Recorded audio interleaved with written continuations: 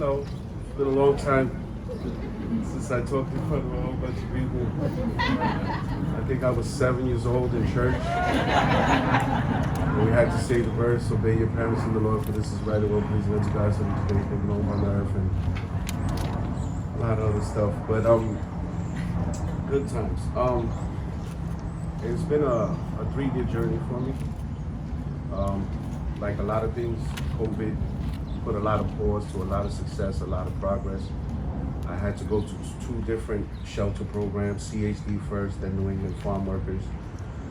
My first year here, I had a teenager, and that's not easy. You can't put down your 6-year-old and your 5-year-old to chase your teenager who wants to run the streets and carry on. And it was really, really hard. And COVID hit my teenager very hard. His mother was sick, and she lived in another state.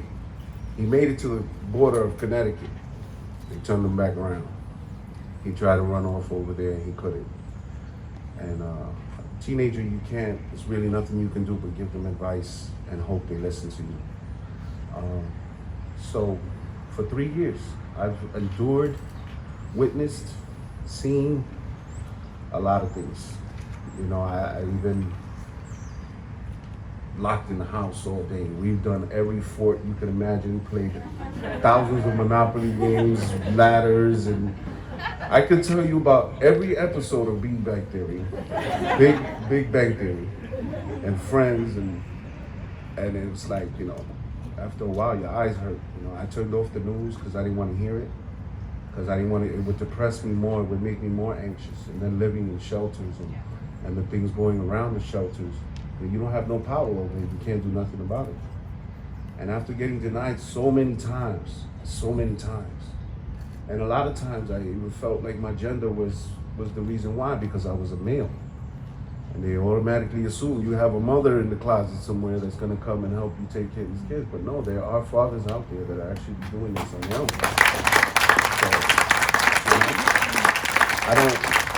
I appreciate the applause, but I don't praise myself for it, because that's what I'm supposed to do.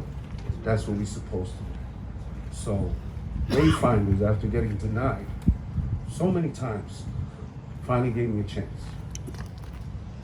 And they gave me low income housing. And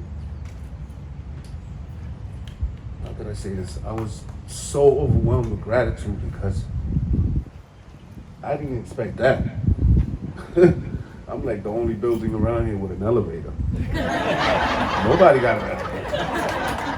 There's no building here with an elevator. You know? And it's like, so when my kids went in there, they thinking I won the lotto. And I'm like, yeah, Daddy won the lotto. Like, you know, that's next. We're gonna go play this ticket.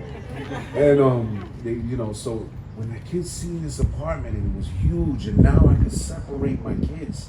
They're not on top of each other because they fight all day. They're 2 Scorpios. Their birthdays are literally November 9, November 10.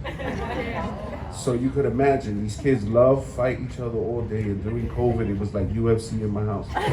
And now I get to put them in their own little box. Stay in there, my room is in the middle, so they can't even cross each other's rooms. Another thing I'm very grateful for is the safety. And I witnessed things that I'm rather not speak of right now, but that were crazy. And I lived in the shelter on Sargent Street where the young man was killed. And I lived in the other shelter where another man was shot that was a single father.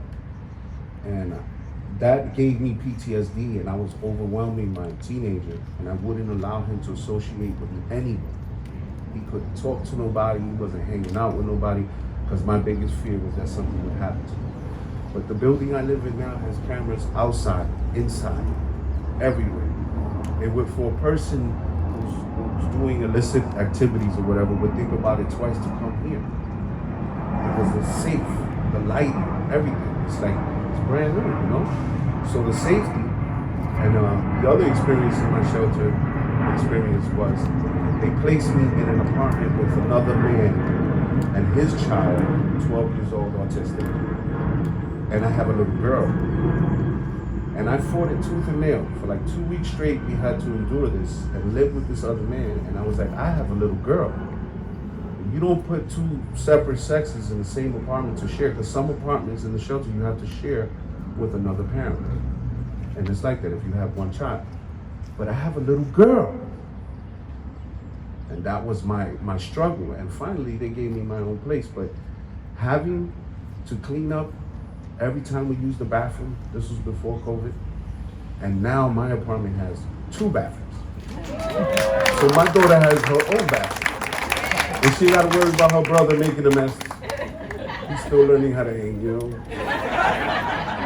But my kids go to here in Lawrence, and my way of showing my appreciation to the community, to Wayfinders, I plan on working with them as much as I can. Zoraida, McPhee, I don't remember a lot of names, but I did meet Linda.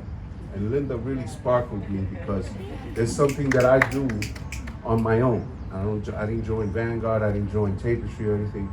And any resident can do this. They can go to Tapestry, and they gave me my own red box. That's what I call Linda, my red box sister. Where is she? I don't see her. There she goes. So I seen her back there doing her part, you know, and my mother always used to tell me something about that was in the Bible. It says, the man that prays in front of everyone so that everyone could see him, his prayer is a void.